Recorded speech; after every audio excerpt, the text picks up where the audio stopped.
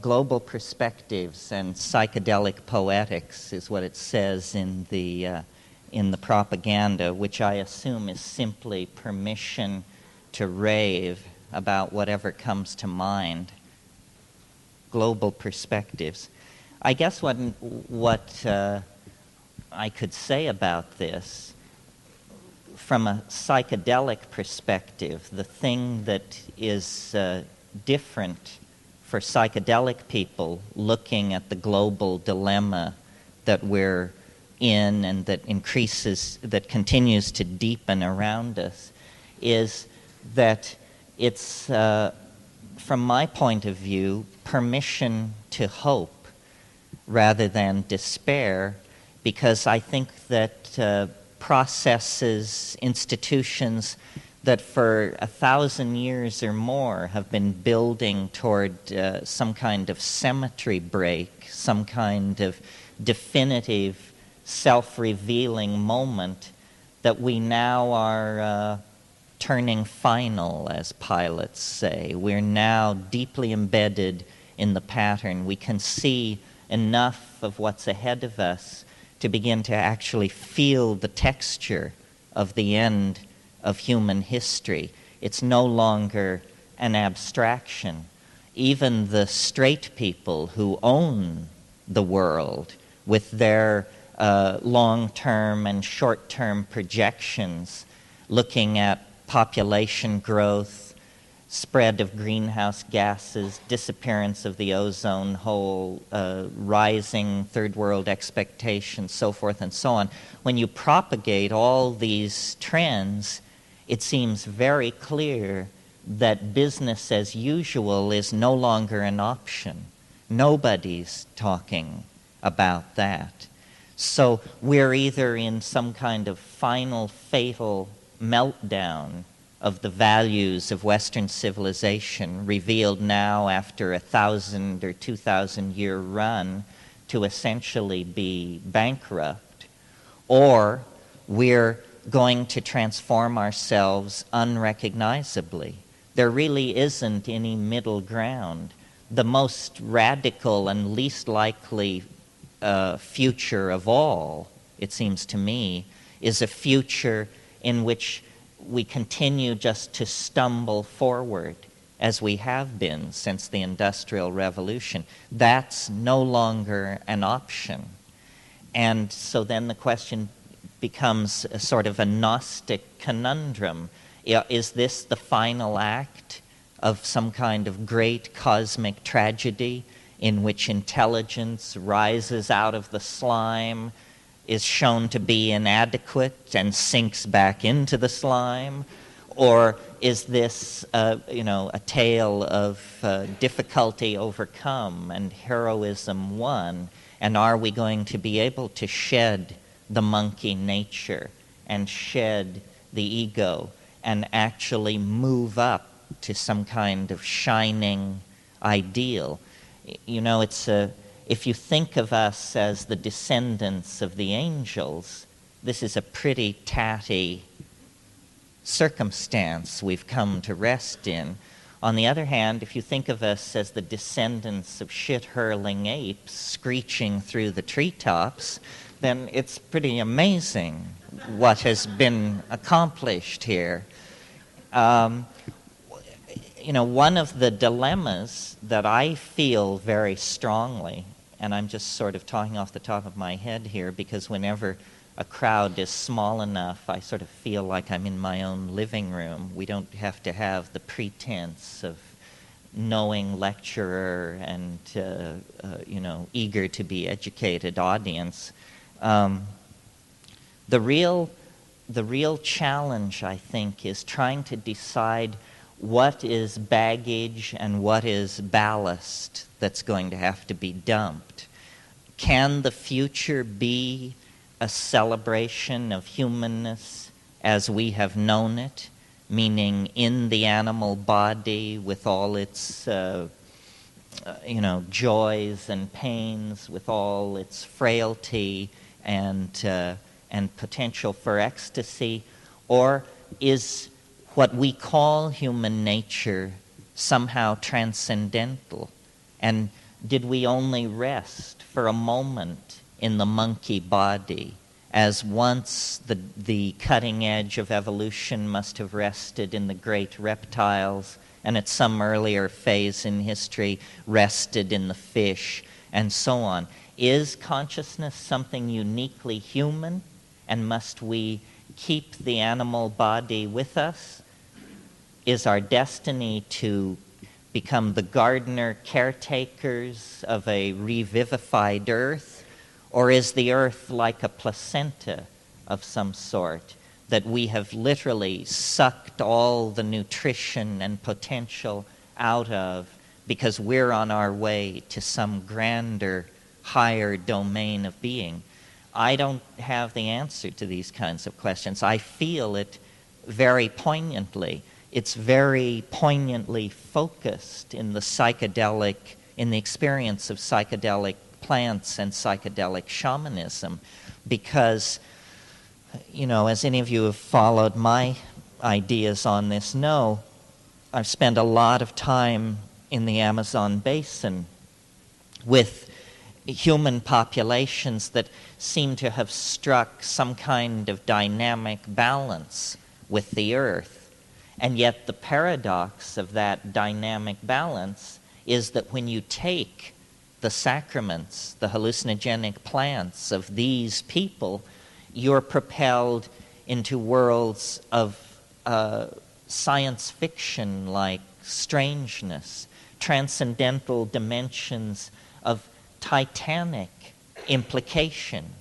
And then, at least I personally have come to the realization that this is how those cultures have chosen to deal with the Faustian impulse in human beings. It's been somehow confined in the domain of the imagination.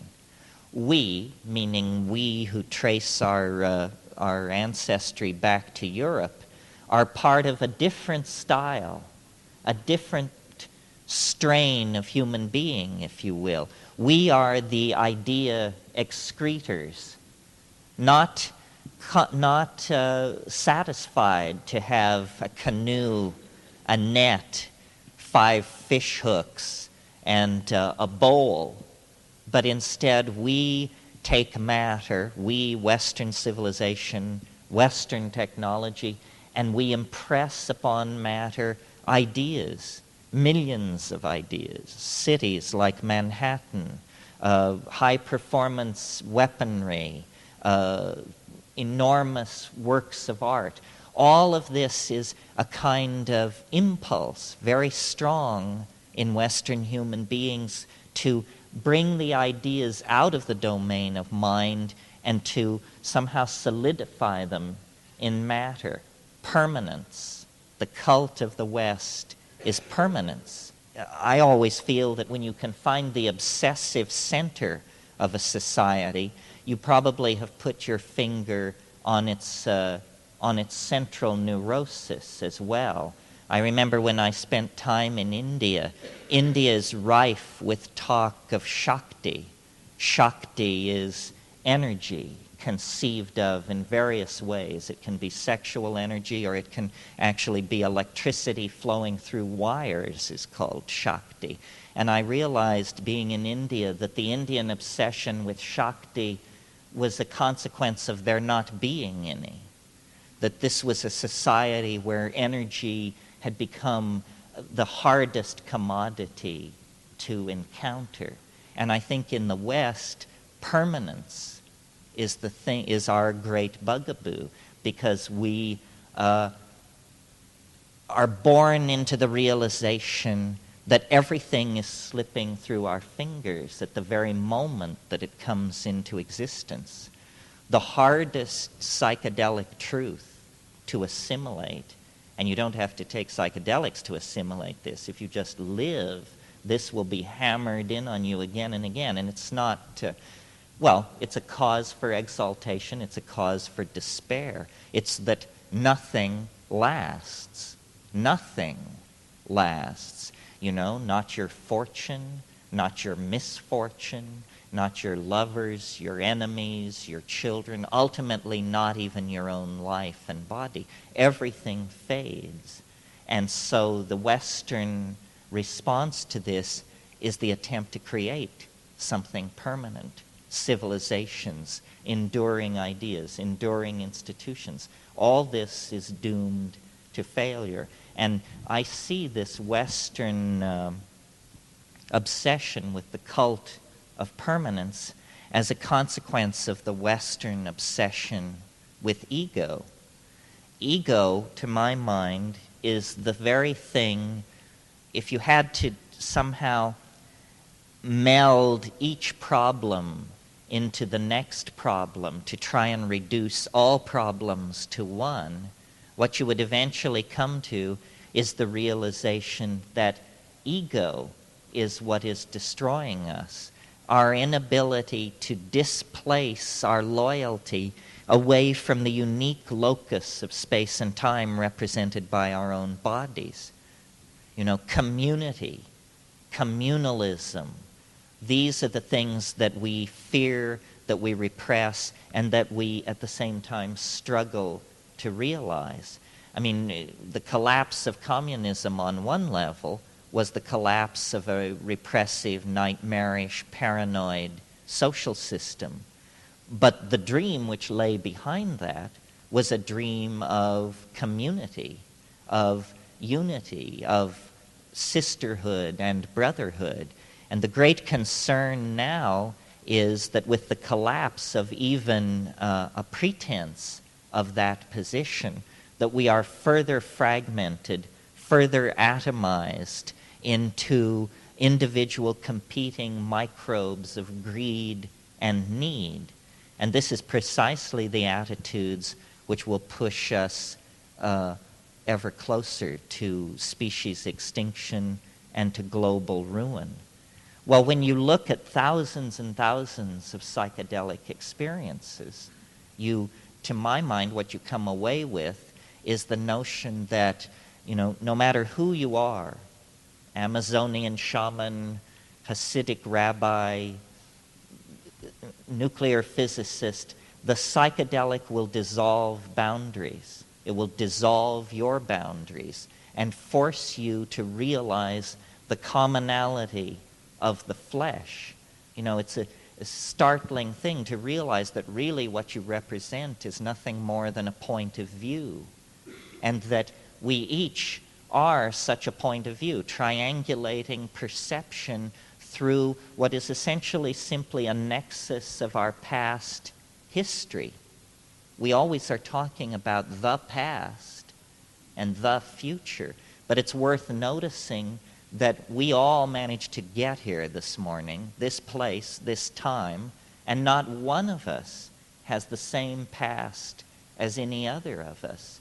This moment, like any moment, is not a confluence of the past. It is a confluence of many pasts.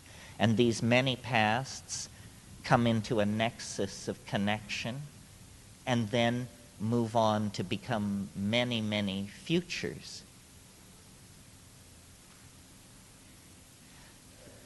The reason I'm so interested in the psychedelic potential and willing to speak about it is because I think that the myth of our separateness, which was the glory of our institutional accomplishments, parliamentary democracy, individual rights, liberation of various classes and so forth, has now turned somewhat sour. There has got to be something more to it than just turning people loose to loot the planet so that everyone can pile up more and more stuff which doesn't satisfy anyway. And I think in talking about the future, what we have to somehow do is dematerialize the future. And there are several ways, or many ways, to do this. People have preached voluntary simplicity, and some people are into this. However, it's hypocritical to preach this in the third world to people who have nothing. We have everything, so we've seen the fallacy of condominiums and Mercedes, so then we preach this in Bangladesh. This is a bit disingenuous. The dematerializing of culture. Somehow, you see, what we have to recognize in the wake of the collapse of communism is that capitalism as well is a system with a fatal flaw that is set against human nature. Capitalism assumes an endlessly exploitable frontier of resources. This we have got not. So capitalism is now essentially, unless it can be radically retooled, an anti-human philosophy. It's literally chewing up the ground we're standing on. But there is nothing in the basic notion of capitalism that says that we have to be thing dealers. This is simply the style of capitalism that we have fallen into. Somehow, we have to dematerialize existence. And I don't know whether that means virtual reality. Some of you have heard me say that my vision of a perfect future is 25% of the present world population living in ecological balance, living in an apparently primitive, naked, aboriginal state. But when you step into the minds of those people and look behind their closed eyelids, there are menus hanging in bio-teleelectronic space. Culture, you see, can be downloaded into a chip installed behind the eyelids so that it is, freely commandable as an experience in the imagination. But if we insist on continually extracting resources from the earth and fashioning our dreams out of the stuff of earth, then our dreams are destined to turn to nightmare. It can't be any other way. So that's one thing about the future. The future needs to be dematerialized. And then, since people always accuse me of being a harebrained dreamer, I've tried to come up with something approaching a practical suggestion, and I took this need to the feet of the mushroom gods. Having been challenged by somebody at a talk like this, they said, well, you're always saying these mushrooms speak. Why don't you ask them how to save the world? And I thought this was kind of disingenuous, but the next time I had the telephone to hyperspace in my hot hand, I did make the inquiry. And the suggestion which came back, I think, is at least food for thought. The suggestion was, you want to save the world? You want to overcome male dominance, the momentum of consumerism, so forth and so on? Every woman should bear only one natural child. This is an interesting idea, whether you take it seriously as program or not.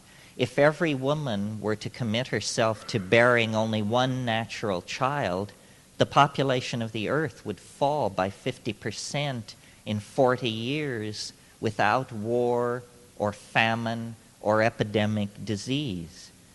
If this program were continued for another 40 years, the population would fall by half again. This means in 80 years, the population of the planet could be reduced 75%.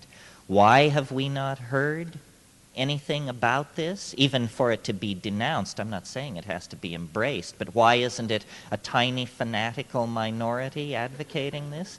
I think it's because it's inconceivable in this society to try and practice capitalism in a situation of retreating demographics. It also would be a solution which would place enormous power in the hands of women.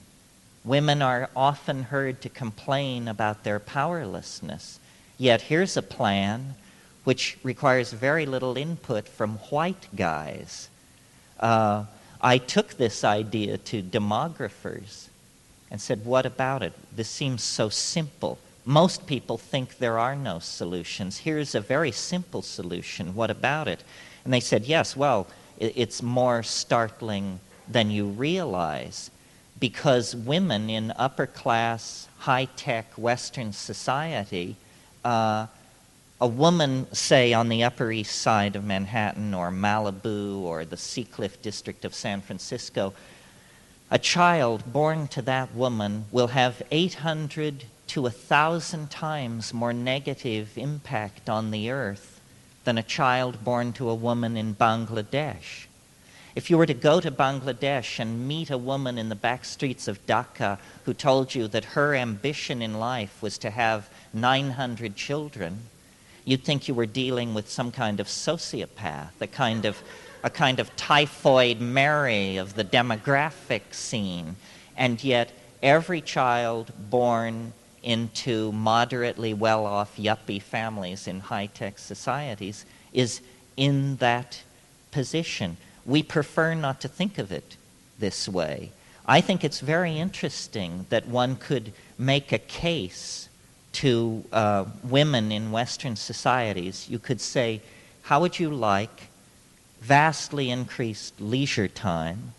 How would you like increased disposable income? And how would you like to take upon yourself a truly heroic social role? This is what's being offered with this suggestion to limit reproduction to one natural child. No more heroic, no more politically correct action can be taken. And interestingly, the women you want to convince of this position are the women you are most likely to be able to convince. Educated, white women with above average incomes. So that's a very practical suggestion, more likely to be implemented than my dream of lunar inoculations with psilocybin for the entire population to dissolve the calcareous ego formations that have sprung up in the bloodstream since the last full moon, which I also think. You see, boundary dissolution is what is needed here. Boundary dissolution of all type. Our separateness is an illusion. There is a kind of human bedrock. That's why I think that the world sweep toward democracy is far more than simply a political trend.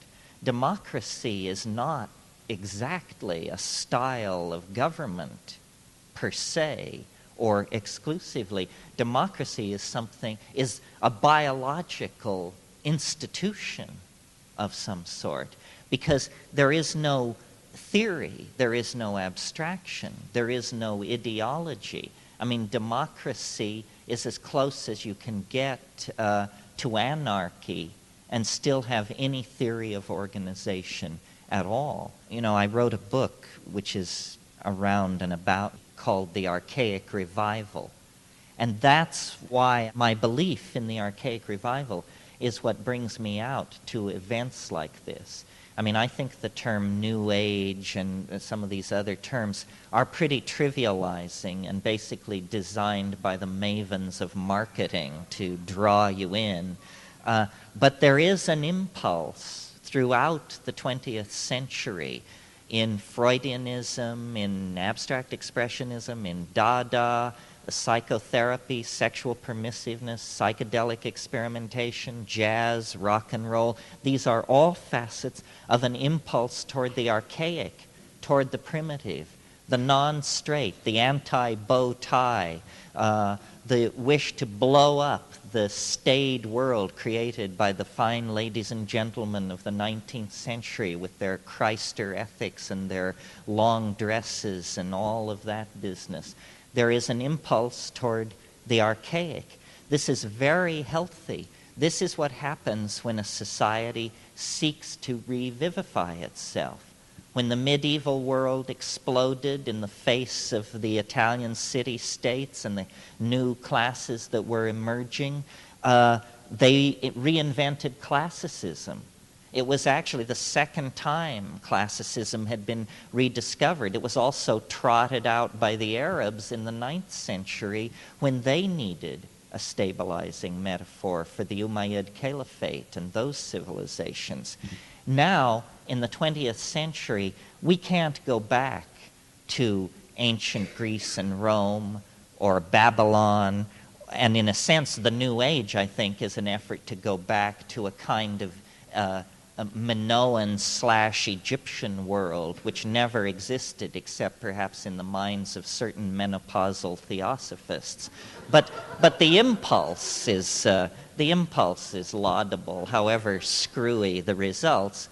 But I think we have to reach further back, that all of history is what our text, the Bible, tells us it is. It's a confusion, a kind of punishment, a wandering in the wilderness, and that where we really want to be is naked, singing in the rainforest, stoned and exalted, one with the souls of the ancestors, one with the Gaian spirit of the planet.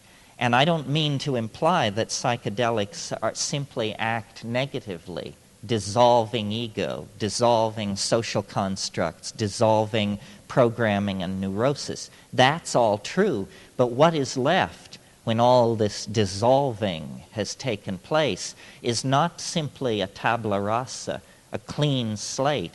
What is left is what we forgot, what we have been so long away from, which is a connection into the reality of the Gaian mind. The great news that all shamanism can attest to and is built on is the news that there is a sentient, minded, caring entity that surrounds and holds the planet in its hands, in its heart, and beyond comprehending. I mean, call it Gaia, call it God, call it the spirit of nature. It doesn't matter what you call it. It transcends the rational apprehension of higher primates. And yet it is there. We know that our own peculiar form of self-reflection emerged in just a couple of million years out of animal organization. Well, what we don't know is how many other forms of mind there are possible, and how many times in the 2 billion year history of life on this planet, intelligence has been able to shed the dark chrysalis of matter and launch itself into nearby dimensions in which it finds completion and happiness.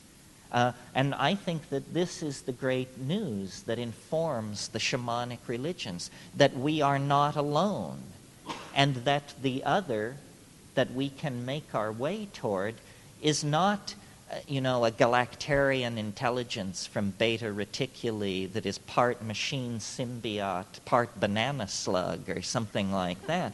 That the coherent-minded entity that we make our way toward is actually a reflection of what is best in our hearts, that we carry in ourselves the seed of this thing, and that we are like the guy in the story of the prodigal son.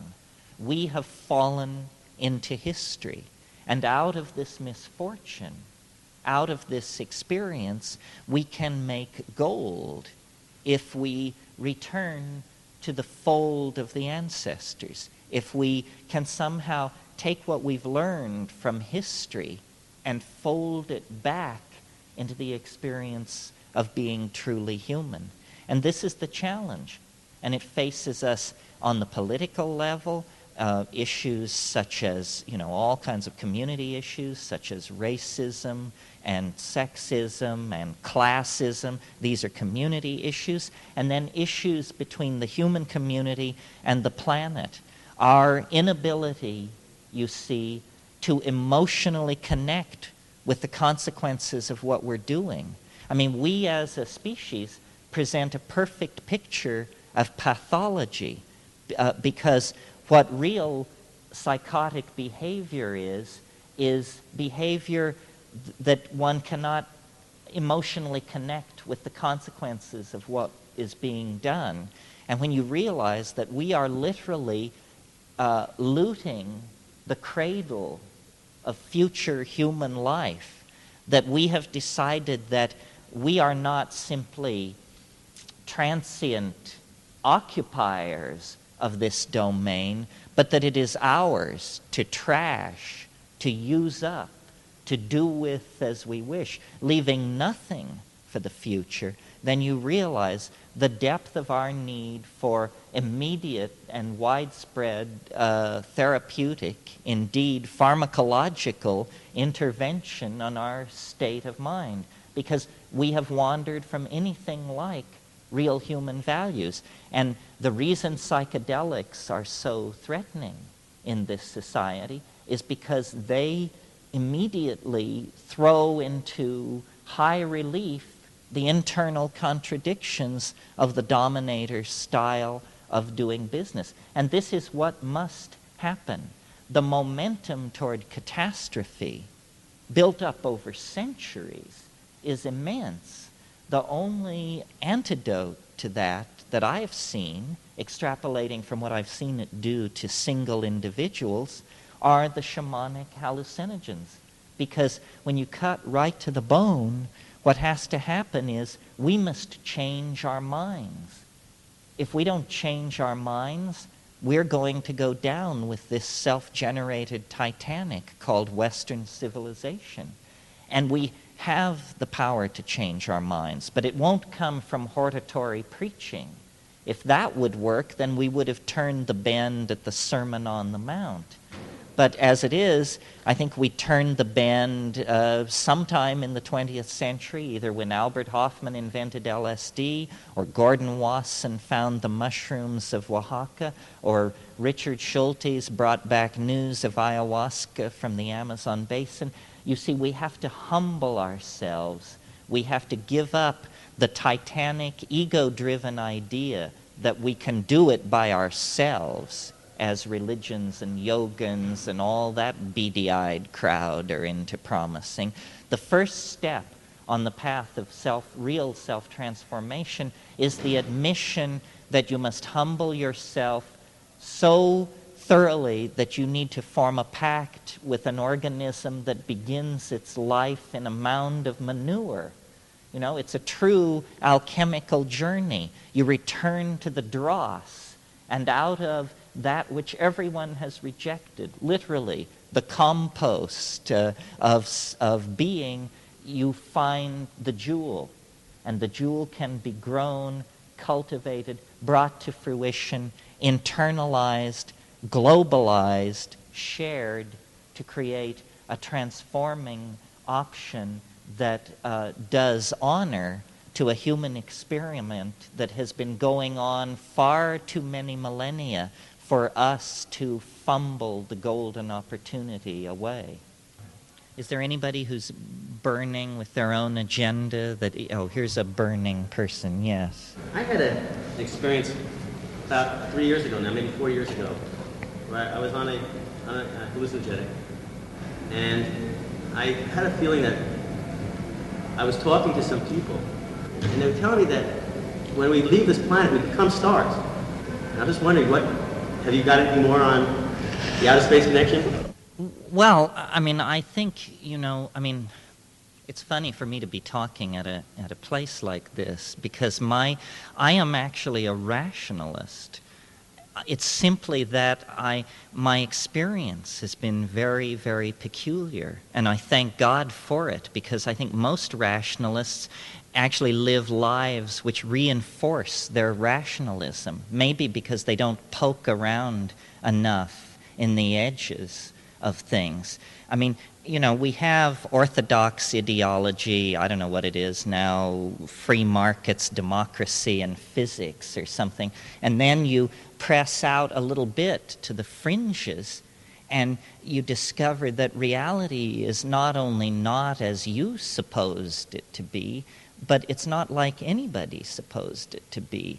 The maps we have are largely based on conjecture and naive hope. the hope that there's nobody hiding in the woods, the hope that there's nobody waiting behind the hill. When I first started taking psychedelics, it all ran pretty much according to Hoyle. LSD, it seemed like a tremendous tool for insight into the structure of the personality, kind of high-powered, turbocharged, self-directed psychotherapy, you know, which is certainly useful, illuminating, but doesn't violate the laws of physics or threaten the foundations of Western science and philosophy. What has interested me and become the focus of my personal life, I guess, are these tryptamine hallucinogens, DMT, psilocybin, and then ayahuasca, which is simply a strategy for making DMT orally active. And, you know, one could accept, I think, insights into one's upbringing, insights into the structure of philosophy or mathematics or something like that. But what is hard to accept are, you called them gibberish people. I call them self-transforming elf machines or tykes or fairies. And to my mind, this is confounding. This is no mere extension of the models of the psyche that we inherit from Freud and Jung. It begins to look as though that, you know, the mind is not even in the brain. There's some kind of extended landscape of possibility. And I speak as somebody who's been there, who's seen this stuff, but who doesn't, I don't have an agenda. In a sense, I'm sort of chicken shit because the motivation for my public career is to get a whole bunch of people to march with me in there, to check again. Because, you know, well, I talk in the book I wrote for Bantam, Food of the Gods, about DMT because I think it's, in a sense, the case where all the issues are most intensely brought together. It's a naturally occurring neurotransmitter, endogenous in the human brain. It also is very fast-acting. It clears your system very quickly. Not only clears your system, but leaves no trace whatsoever. You can't even feel that you have done some kind of substance a half hour after you do this stuff. Nevertheless, the content of the experience itself is absolutely paradigm challenging. And the chief reason is because there are these entities in there. And on psilocybin, you hear them. They speak to you, what you were describing. It's almost as though this is some kind of a mandala of pharmacological approaches to the mystery, and DMT lands you right in the center of the bullseye. I mean, 30 seconds after smoking DMT, you confront these things which look like, I mean, it's very hard to force language into these dimensions and then bring it back. But what they look like to me is self-transforming, self-dribbling basketballs or something. I mean, they come bounding forward. When you enter into the space, there's a kind of a cheer, you know, hooray, and suddenly you're there. And this is not the cumulative effect of spirulina or hanging out at Findhorn or imbibing any of these ideologies which permit this kind of thing. I mean, I come out of, Jean Genet and existentialism and Sartre, and very much more mainstream, down, dreary Western approach. These things do not require belief to sustain their existence. You may doubt, you may deny, and yet there they are. And it's not some kind of neutral panorama like window shopping. It's an encounter. It's a situation in which you see them, they see you, and the relationship between you and them is very rapidly evolving. They seem to have been waiting. And the impression I get is, well, it's not an impression I get, it's what they say. They say, "Here you are again. How wonderful." It's not exactly in English, you understand. And they have, they're not made of matter. The question is, what is the ontos of these things? What is their exact ontological status? And as far as I can tell, they're made of language. They are not composed of DNA, sinew, tissue, and blood. They're composed of syntax. They are like self-articulating sentences or language that has no requirement for a speaker. It is its own self-generating system of meaning. And the immediate impression you have is, if you're a sane person, is, my God, what is this? And then, is it okay? Number one, am I still alive? And you check through, take a quick inventory. Breathing, normal. Blood pressure, normal. Heart, normal. But what you're seeing is a complete replacement of the ordinary world, and these things which are not enough like elves, gnomes, and fairies. It's almost as though, you would look to folklore to provide evidence for the existence of these things, but the elves, gnomes, and fairies of folklore are a little too predictable, a little too humanoid, a little too Disney-esque for what you're dealing with. These things actually appear to be as alien a form of life as it would be possible for a human being to imagine, and still cognize that it's alien intelligence at all. And they are performing an extraordinary activity in that place, which is they possess a language that can be seen with the eyes. And this is fascinating to me. I really think that there's something to be learned here. This is what they want you to learn.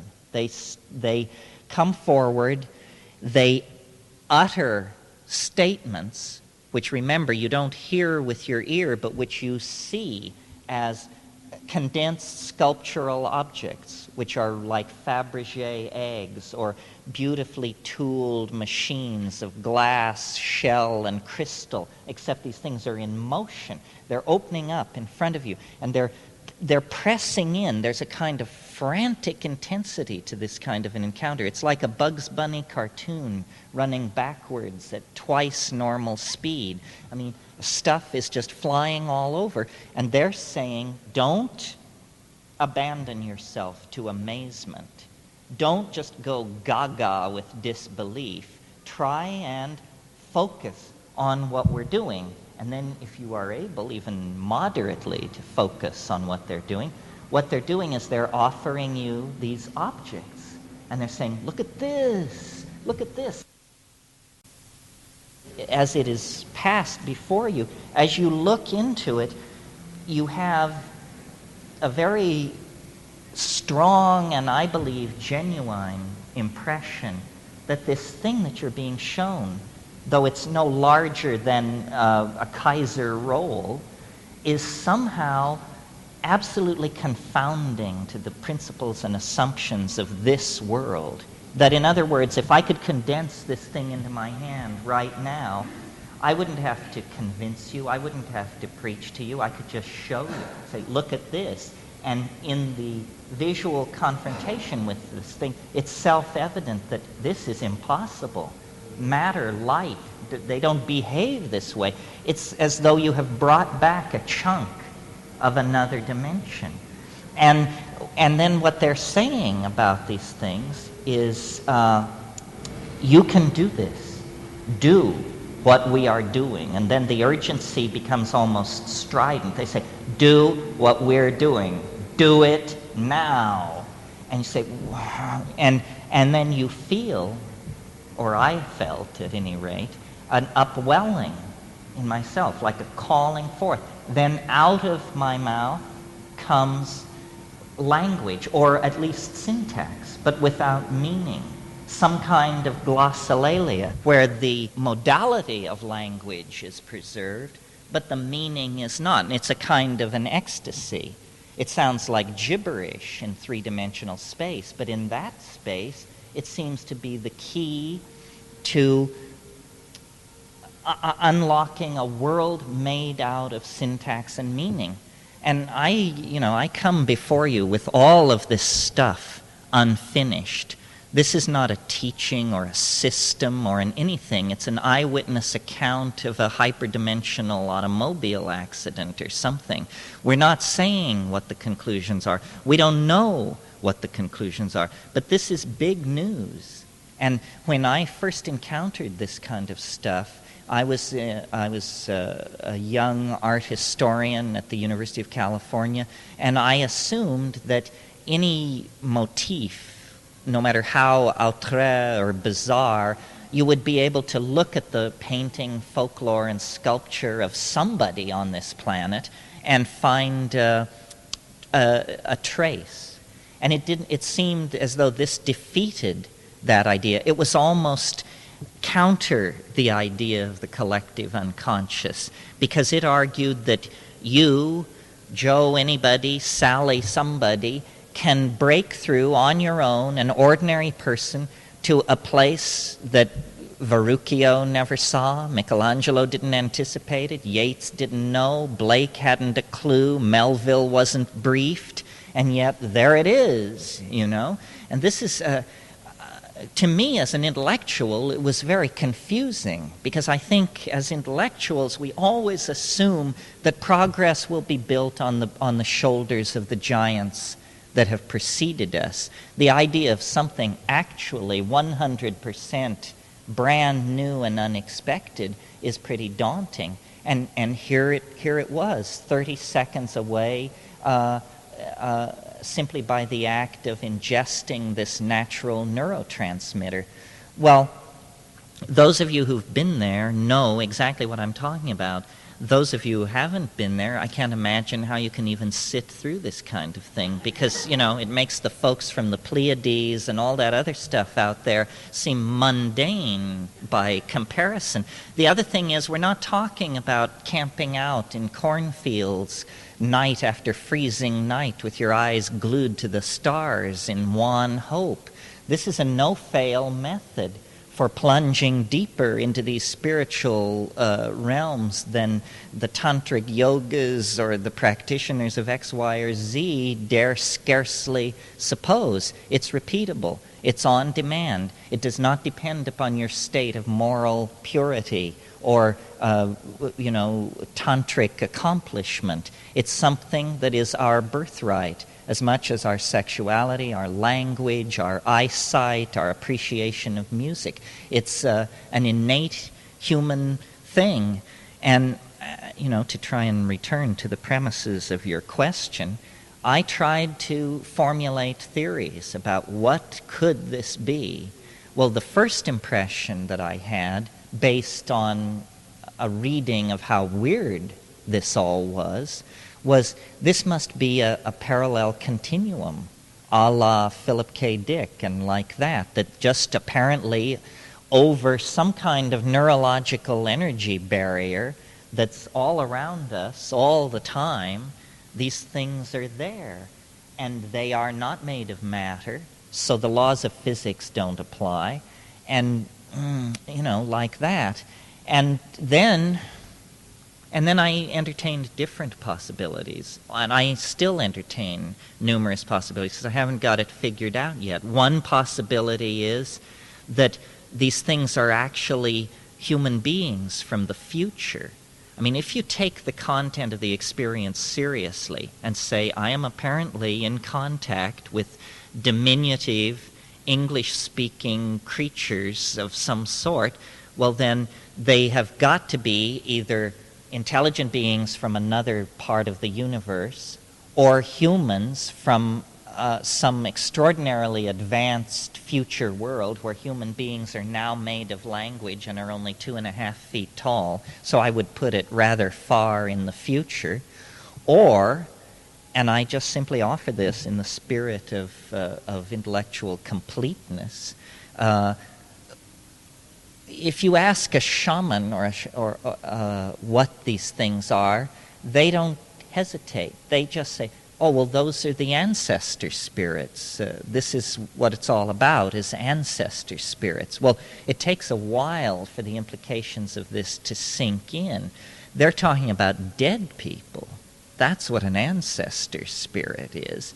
They're suggesting that the dearly departed do not evanesce into sunlight or something cheerfully nonspecific like that, but that this actually is simply one level of a cosmic system of some sort where birth and death are transitions from level to level. Well, this is just exactly the kind of thing that I'm intellectually set up to doubt and to feel a kind of scorn for, because, people have been running around since time immemorial claiming this sort of thing with an incredibly underwhelming body of evidence to back them up. And yet, if you try to approach the problem scientifically, I think you would agree that in terms of likelihood, although operating in this realm, what this means, I'm not sure, but that in terms of likelihood, it's more likely that these are human souls in another dimension than that we are being contacted by friendly extraterrestrials, or even that we share the earth with an invisible race of syntactical, tribal elf legions of some sort. But I think this conclusion is the one that we would tend to resist most strenuously. I mean, I think it's the most intellectually challenging position to take vis-a-vis Western thinking, to claim that we have to reopen the question of life after death in a serious way, not the cheerful round of reincarnation that haunts some of the zanier offshoots of Eastern religion, but actually say, you are going to die, and when you die, you are going to undergo a metamorphosis of some sort that is not particularly going to be designed to preserve your humanness, what you call your humanness, or to set you on a cloud with lyre and gown for the rest of eternity, but that actually the greatest adventure, the greatest adventures still lie ahead, and these things, intimations of immortality, are vouchsafed by these plant hallucinogens. Why this should be, why it should be possible to get a look over the great divide, I have no idea. I think about these things constantly. My life is mostly questions. My friend Rupert Sheldrake, who some of you may know his books, he and I have talked about it. He thinks that there is a chemistry of dying, that in the same way that there is a chemistry of giving birth, there is a chemistry of dying, and that DMT parallels and anticipates this. He calls it not a hallucinogen, but a necroptic substance. It actually anticipates the death state itself. I once had the fortunate opportunity of being able to turn a very prominent Tibetan Lama onto DMT, a name that you would recognize, although not one of the top 5, but a more wizened, older, stranger character. And he did it, and I said, so what about it? These people, these Tibetan Buddhists, they have a pretty good map of the territory. He said, it's the lesser lights. He said, you can't go further than that without breaking the thread of return. He said, beyond this, there's no returning. And so, in a very real sense, it's a look over the edge. But then, even that doesn't solve all the mysteries. I mean, what is it about this wish to convey a language which is seen? What's that all about? Is it that perhaps language has always been a gift from the other? It's a little hard to picture how the kind of language I'm using right now ever got started. Notice that language is a behavior. It's a behavior, that's all it is. It's a complex activity having to do with small mouth noises and the neurological processing of same. We must have been essentially as we are before language. It's like breakdancing or something like that. You're fully set up to do it, and people have been for millennia. But until somebody actually does it, it only exists as a formal possibility in the organism.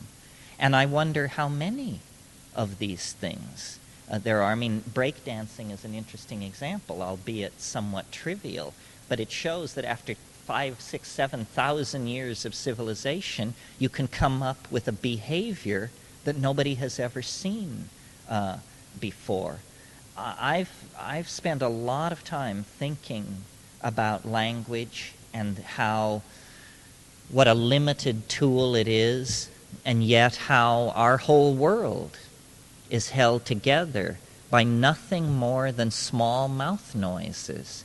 And it's incredible. The entirety of global civilization is held together by small mouth noises and symbolic notations of same, which have an even more rarefied level of abstraction. Our separateness, our notion of self and world, of self and species, all rest on the carrying capacity of these small mouth noises. One of the things that has interested me, some of you have heard me talk about this, is, I think good psychedelic trips inspire a lot of homework, which usually means reading in curious areas. And I discovered that octopi, cephalopods, which, in case you're not up on your evolutionary biology, these are mollusca. They're not even vertebrates. They're related to escargot and banana slugs. You can hardly imagine a form of life more alien to ourselves. We broke off from the other primates 3 million years ago, but the invertebrates and the vertebrates separated from each other about 700 million years ago. Well, an interesting thing going on with octopi, most people have heard that they can change color. And most people, I think, assume this means that, like certain lizards and certain butterflies, they camouflage themselves against their background. That's not what's going on. Color and texture for octopi are the medium of language. You could almost say that an octopus is a naked mind, because as the octopus goes through certain internal changes, hunger, sexual need, whatever, color changes accompany these shifts of internal state and appear on the surface of the octopus. It is almost as though it wears its language like an overcoat. It is clothed in its own meaning. Well, obviously, in that kind of situation, you have always been suspended in an ambiance of language, unlike ourselves, where apparently language was invented one bright summer day, or series of bright summer days. And if you have a language such as we have, small mouth noises with culturally assigned meaning. In other words, if I say, "Where can I get a taxi?" if I don't say this to a person who speaks English, it means nothing to a Ukrainian or a Chinese. Octopi don't have this problem.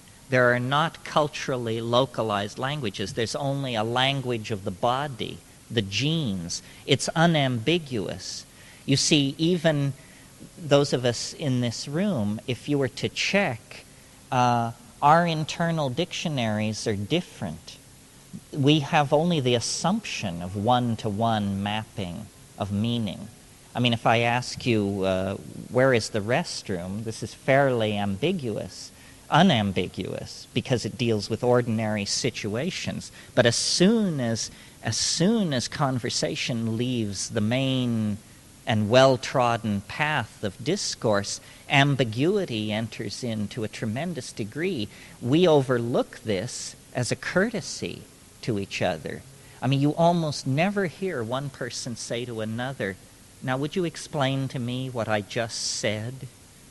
The reason you don't hear this said very often is because the thin illusion of communication would break down completely if we actually demanded of our listeners that they repeat back to us. The only situation in which that happens on a regular basis is the pedagogical mode, where the teacher teaches and then by test and recitation determines that the pupil has understood. But in polite discourse among adults, we consider this an imposition, if not an insult. So somehow these creatures are elves of language, catalysts for the concrescence of cognition. And I don't know if these things can be understood. After all, we're embedded in the world created by our own meanings. C.D. Broad, I think it was C.D. Broad, wrote a book called The Meaning of Meaning. Or no, it was F.H. Bradley, actually. I think Broad's book was called The Mind and Its Place in Nature. Probably these two should be read back to back, just to see how positivists handle these kinds of problems. The meaning of meaning is a real problem, but it also tends to be solipsistic or tautological. Can we expect brain to give a full accounting of brain? Can we expect mind to give a full accounting of mind? Anybody who's studied logic for 10 minutes can tell you that that's impossible because it is tautological. William Blake used to say, nothing is lost. Nothing is lost. And this seems literally to be true. It seems as though, something once articulated, a statement, the reverberations are unto the last syllable of recorded time. Somehow it's all there. Now, when I said these things approached and spoke in English, I didn't mean to make it sound as mundane as it might sound. Greek religion was characterized by what was called the Logos in the Hellenistic period. And the Logos was an informing voice. And all the great thinkers of Hellenistic times, Plato, Socrates, Xenophon, Thucydides, all of these people were in contact with the Logos. It was the sine qua non of Hellenistic religion. And it was a speaking and informing voice that tells you the right way to live. Well, we don't know what to make of this. And at a certain point in the evolution of the Western mind, judging by the writings of people who were contemporaneous with those times, the Logos fell silent. There was actually a date.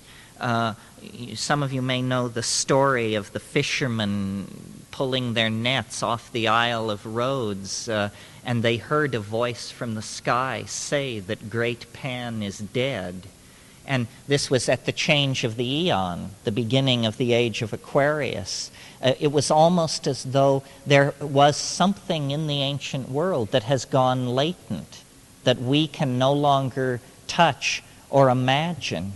Gordon Wasson, who discovered with his wife Valentina the mushrooms, told a very interesting story in one of his books about how in Mazatecán, the people who are speakers of Mazatecán, when they chant what the mushroom says, they have created a special form for this, which goes like this.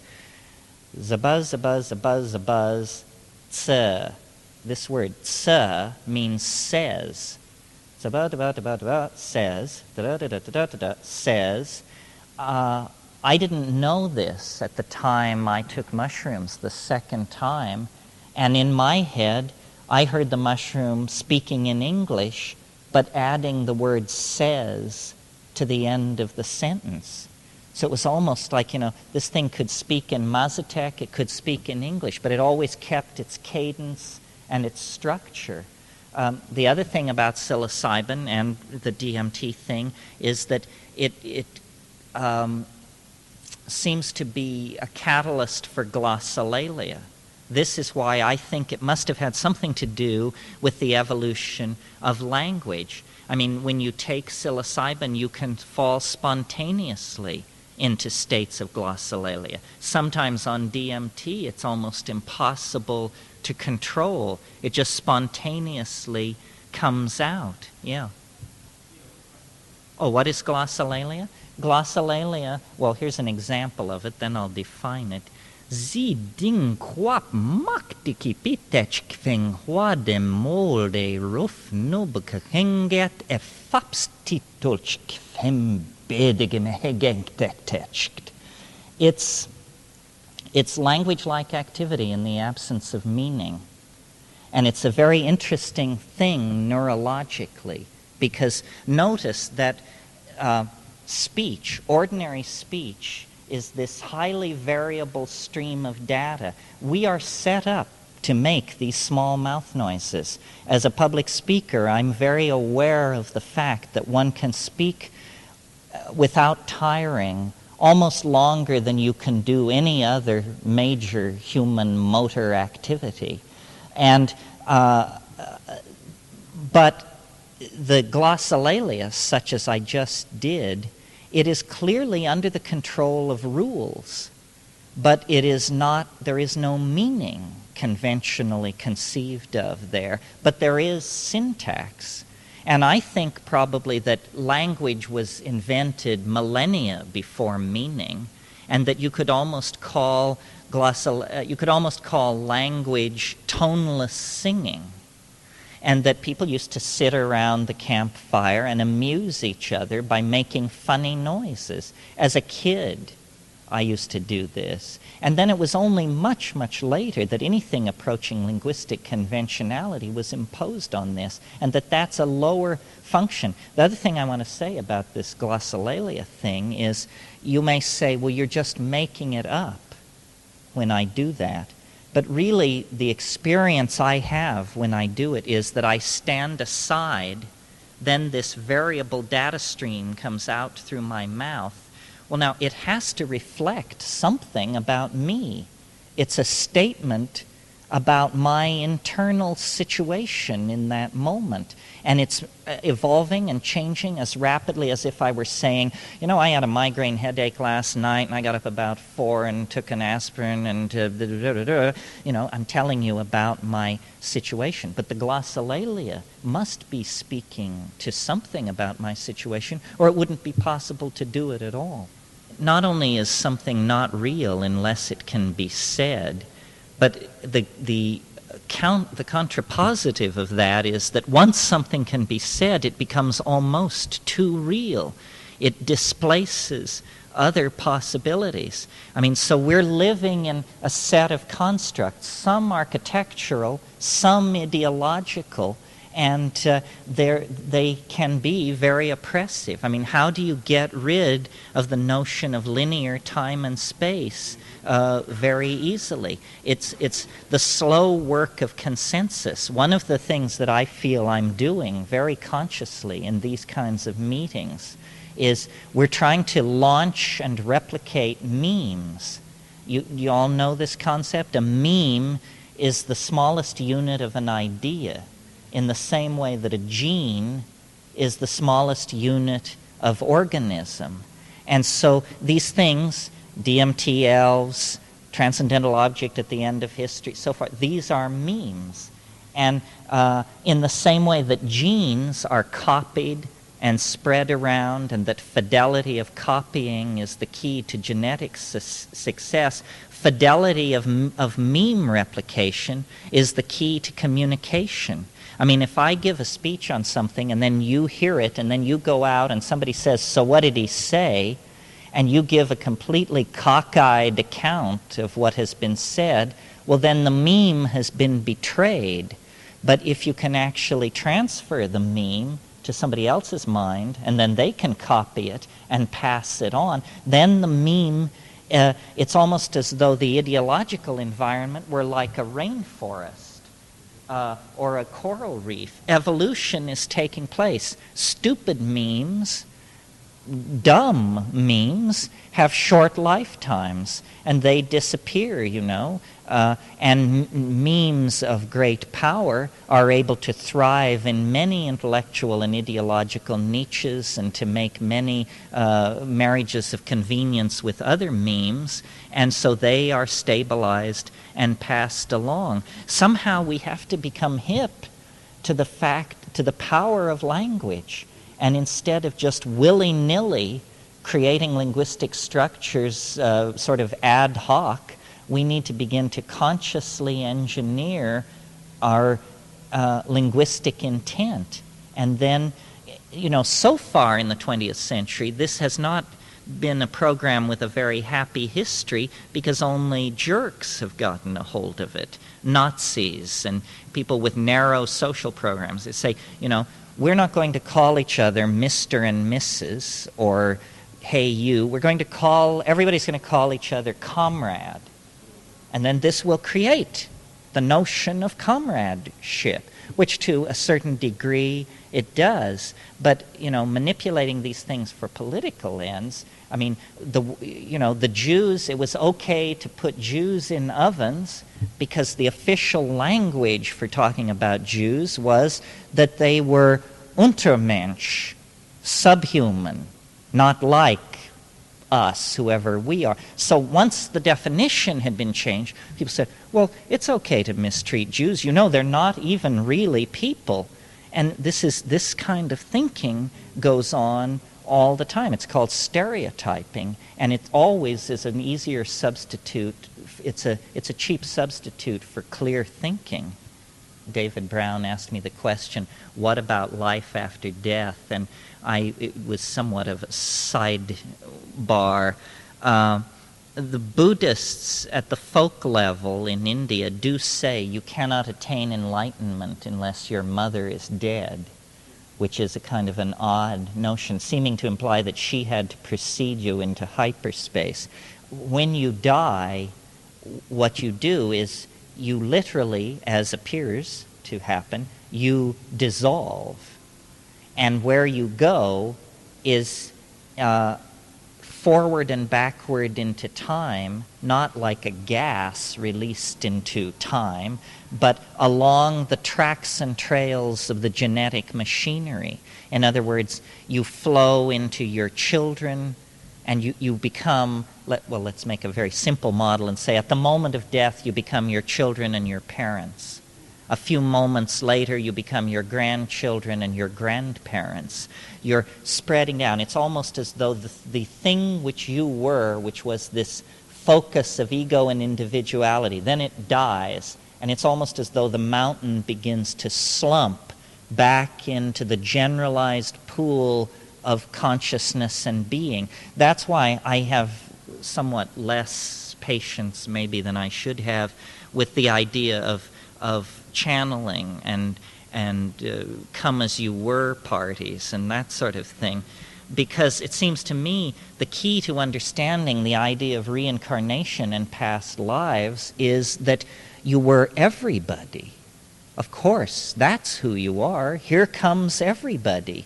You weren't just that shepherd girl or that Roman emperor or that Greek fellow. You're everybody, and you can find your way into the great genetic telephone system and ring anybody's bell in history. Well, then it would be absurd to claim you were that person. That would be as absurd as claiming that anybody you could call on the telephone is who you are. No, it's that we are everyone. And, the great turning object in hyperspace that is the genetic, transdimensional object casts off glinting reflections of this personality, that personality. And astrology has a role to play here and other things. But the bottom line is we are all drawn of the same stuff. I think one of the most profound insights you can have on psychedelics, and I certainly have it, is that we are all interchangeable. You know, anybody could do my job, and I'm pretty confident I could do almost anybody's job.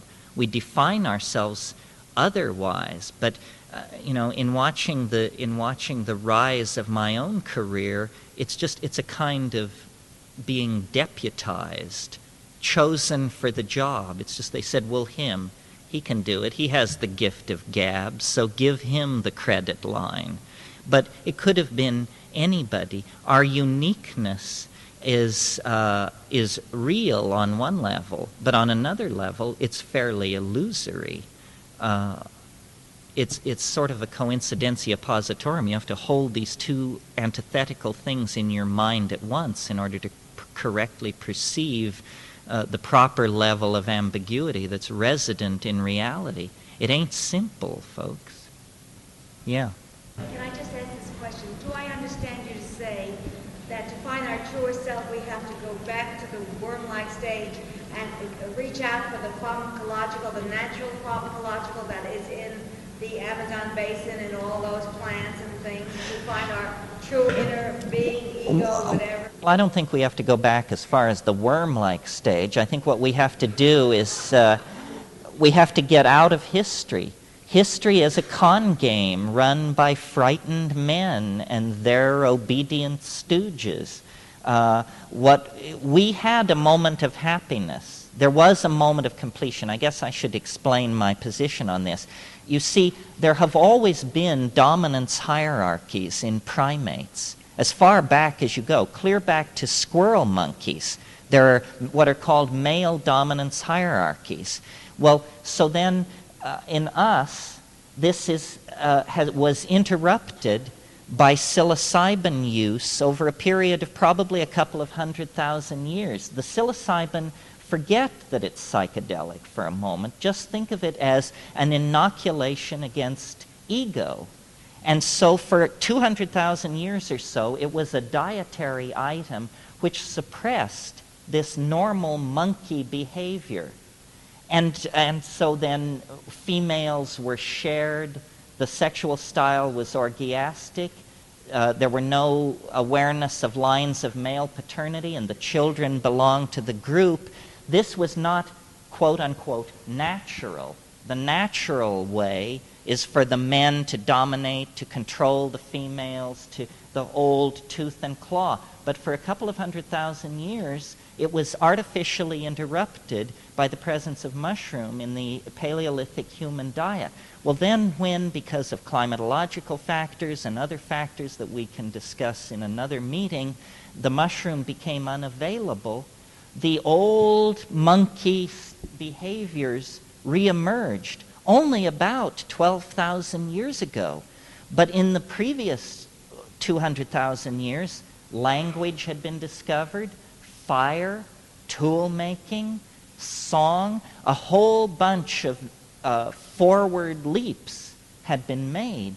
Well then, when the psilocybin was withdrawn and the patterns of male dominance reasserted themselves in an environment where fire and language had been achieved, it exacerbated it. It made it much more nightmarish.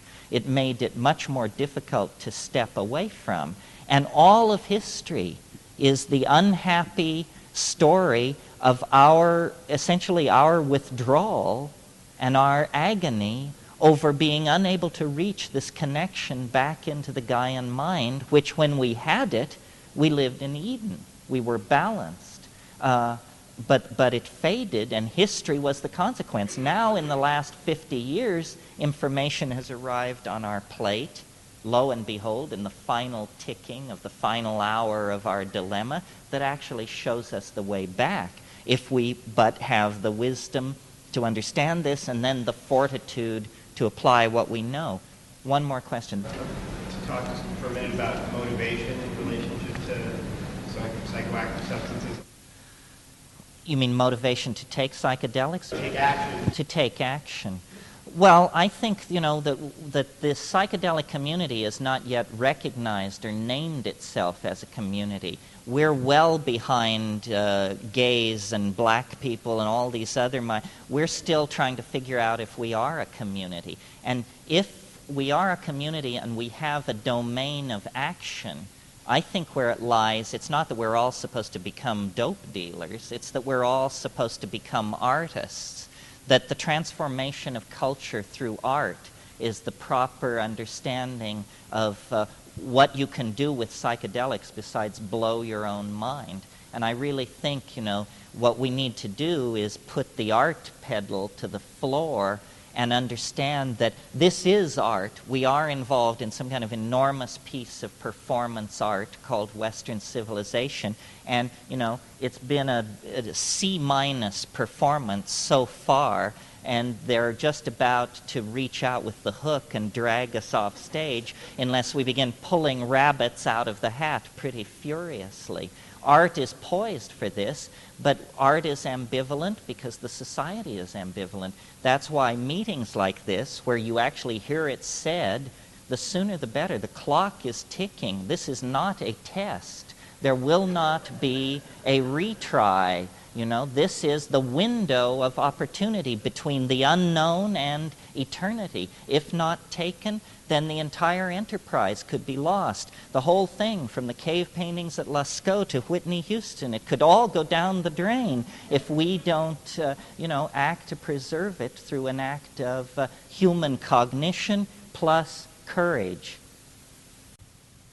The rainforests themselves may eventually be saved. Very large conservation organizations are attempting to do that, but the medical knowledge of how to use these plants is being lost at a tremendous rate. It will disappear in the next 30 years. There's no question about that, because the young people are not learning the shamanism. They're moving into the cities, and you only have to break that kind of chain in an oral tradition. You only have to have a one-generation break, and the 50,000 years of accumulated medical information is gone. So even in today's high-tech world, 85% of all drugs sold over the counter can be traced to plants. So if we're serious about, a cure to aid, new kinds of contraception, new forms of psychoactive drugs, then this botanical database needs to be preserved. I think that those of us who are experienced with psilocybin are in a position now to offer answers to one of the most perplexing questions in the entire field of biology, which is, how did it happen that over a very brief period of time, less than 2 million years, the brain size of our species doubled, and in doubling became the fastest transformation of a major organ ever recorded in the history of the evolution of life. This is according to Lumsden, who's a very respected evolutionary biologist. This is a truly perplexing problem for evolution. It would be perplexing were it to occur anywhere in the animal phylogeny. But what's of particular embarrassment here is that it occurs in the phylogeny of the animal who invented the theory of evolution. So, it's particularly embarrassing. If we can't account for our own evolution, what depth and breadth has the theory when applied to the rest of nature? And one notion has been that you're looking for a transitional skeleton or intermediate forms. This has now been given up. And by looking at this problem, I have sort of been able to, I think, generate let's call it an idea, a myth, a fantasy, an explanation for our predicament. And it goes very briefly something like this. All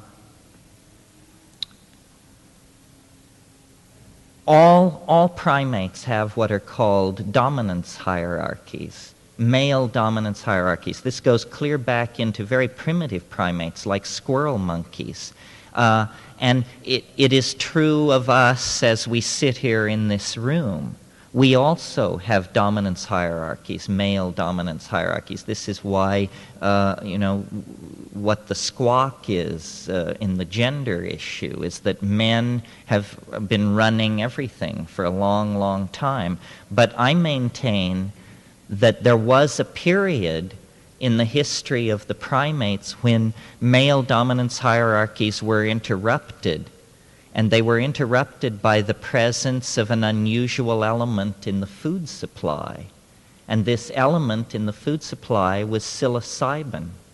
And it acted as a kind of inoculation or unconscious vaccination against the formation of ego. And that at that moment, with ego, tendency to male dominance, chemically suppressed by mushrooms in the diet, all the qualities that we take to be most human and most ennobling in ourselves emerged. Language, loyalty, community, courage, love, devotion, self-sacrifice, planning. All of these things which distinguish us from the rest of animal nature, I maintain, occurred under the catalytic influence of an exogenous neurotransmitter in the environment that was having profound effects on a monkey that was exploring a new environment and a new dietary habit. And here's the notion. Our remote ancestors reached a kind of evolutionary climactic stability in the arboreal forests of tropical Africa. And like most animal species that successfully occupies a niche of some sort, we would have stayed that way for millions of years at equilibrium, happily eating fruit and occasionally hurling shit at each other as we conducted ourselves through the forested treetops. And thought would never have entered into the matter. However, the plot thickened about 3 million years ago when suddenly, and for reasons that are hidden in the heart of the planet itself, the planet began to dry. And the African continent became subject to waves of drought and desiccation. The tropical rainforests which covered Africa began to retreat and be intercut with grasslands. And in these grasslands, a very rich fauna of animal life developed. New kinds of animals, grass-eating, herding animals, ungulate animals, cows, bison, various forms of antelope, so forth and so on. Meanwhile, turning the camera's eye on our remote human ancestors, things are getting tougher up in the treetops. Less fruit, less habitat in which to forage, and whenever an animal gets under dietary pressure, it does what any sensible creature would do. It begins to experiment with new food. It begins to test food in the environment. Now, the reason animals don't ordinarily do this is because foods also contain toxins, and toxins sometimes are mutagenic. So the reason butterflies and birds and all kinds of animals specialize in their diets, it's a strategy to avoid mutation-causing chemicals. Well, so then what happens if you put an animal population under pressure for food and it starts experimenting with new forms of food? It begins having a higher incidence of mutation. And that mutation meets the selective forces of natural selection present in the environment, and lo and behold, you get sudden episodes of evolutionary advance. And I maintain that this is what happened to us on many levels. I mean, we are a kind of monkey, but if you set us next to our nearest relative, There are a lot of things about us that are different. Our hairlessness, the proportion of our skull to the rest of our body is a fetal ratio compared to other primates. Well, among the new foods encountered by these now ground-foraging proto-ancestors of ours were mushrooms growing in the dung of wild cattle in this grassland environment. Now, the astonishing thing about psilocybin in small doses, and this was secured by research done by Roland Fisher in the late 50s, early 60s, is that in very small doses so small that you don't feel buzzed or loaded or anything, in fact you don't notice it, visual acuity increases. You can give somebody 5 milligrams of psilocybin and an hour later give them a standard optometric test, and they will do better than if they hadn't taken the psilocybin. This is because edge detection is sensitized.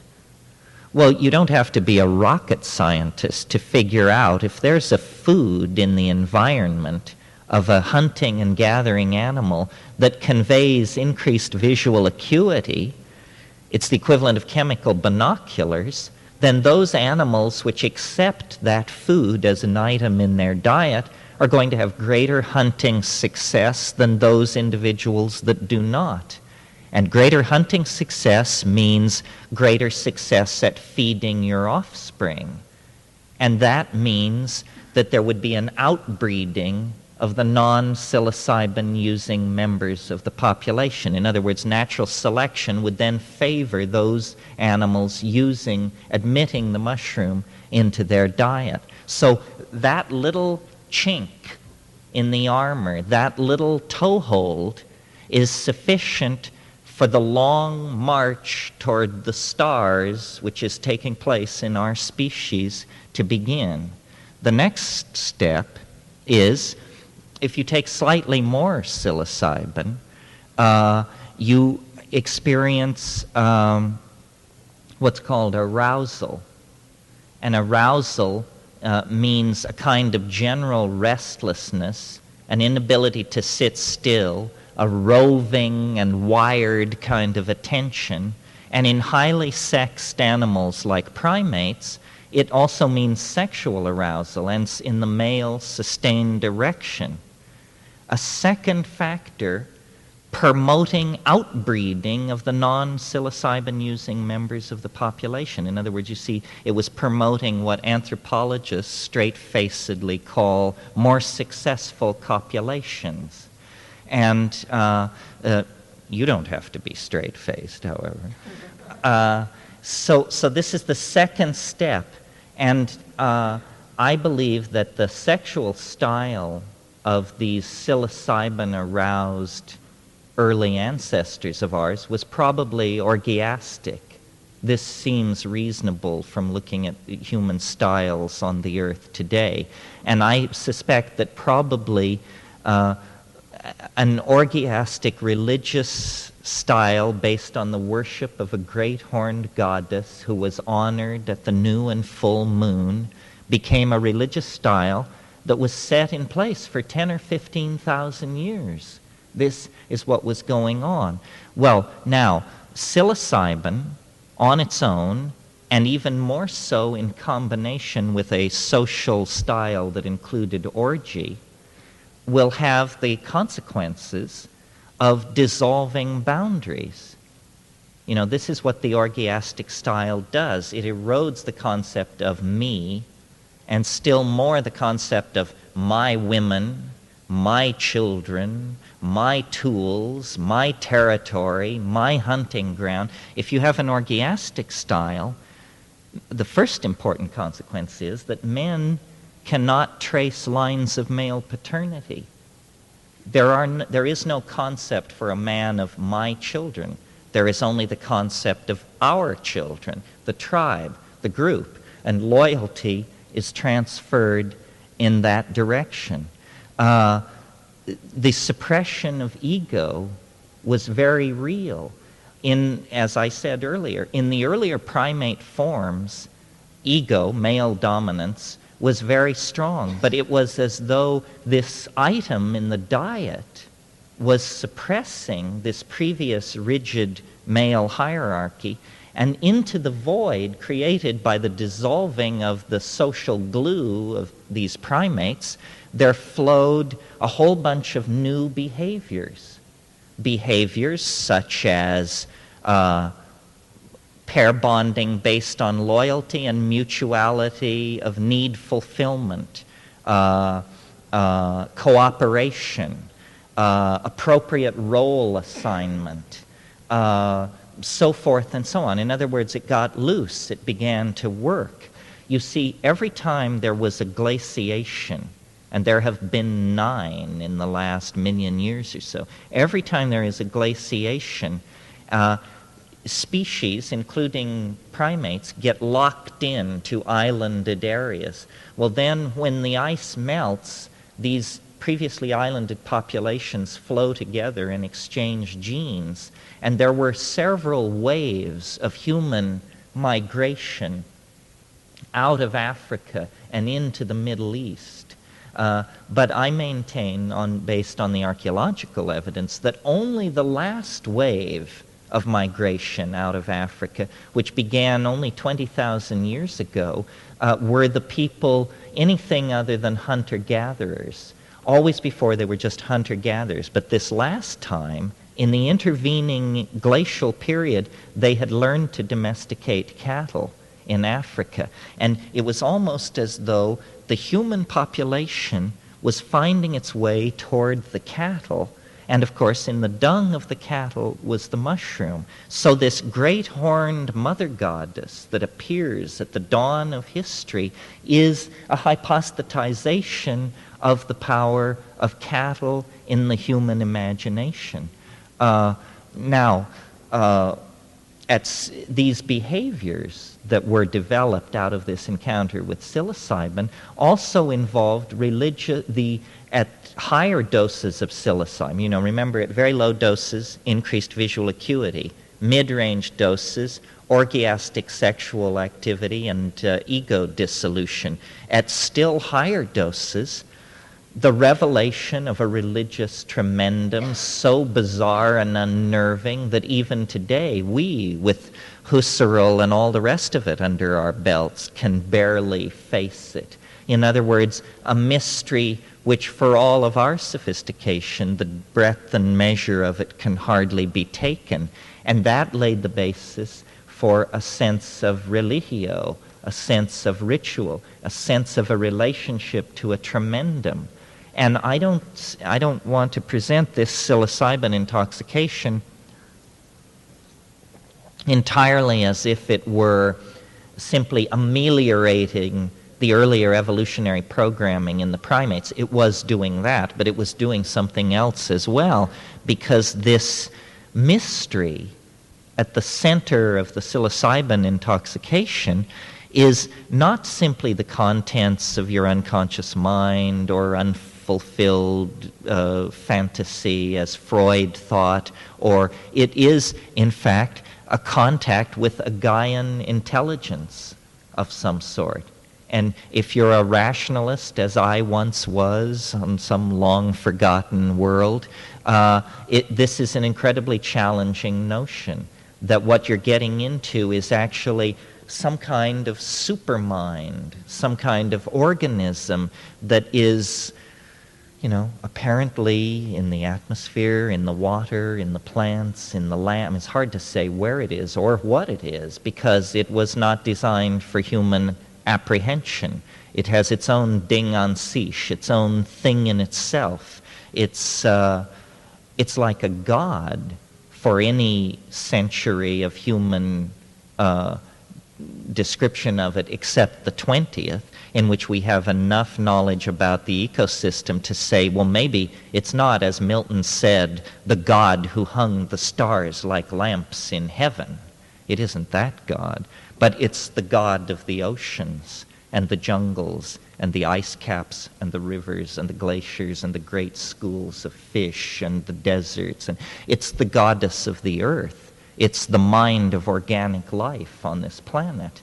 And I believe that we were its chosen vessel of manifestation in a certain domain. And this is what the Edenic myth is about. The nostalgia for paradise that haunts our species is a memory of this time, this golden era that ended as recently, as 10,000 years ago. I mean, everything that we call history is a product of the traumatic break in our symbiotic relationship to the earth occasioned by the loss of the mushroom religion, which was the religion.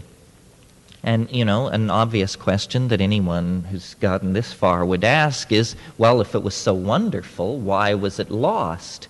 Well, it was lost because the same dynamics which created it, which was the progressive drying of the African continent, those forces accelerated and continued, and where there had been Edenic grassland and vast herds and endless supplies of mushrooms, there became desert. There became dry land, scrub, retreating water holes, fewer and fewer mushrooms.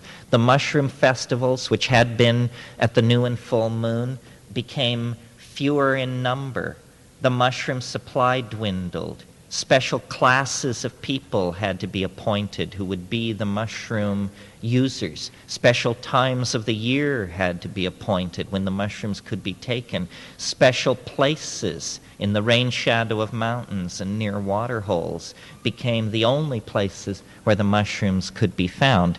And at that point, and these are processes which took millennia to occur. At that point, there became an anxiety and concern to preserve the mushrooms so that in abundant times they could be gathered for times when they were scarce. And the strategy that would have naturally been hit upon would be to use honey as a preservative. In a world without refrigeration, honey is an antiseptic medium that caramelizes around fruits and like hummingbird tongues and stuff like that. You're always hearing Romans ate hummingbird tongues in honey.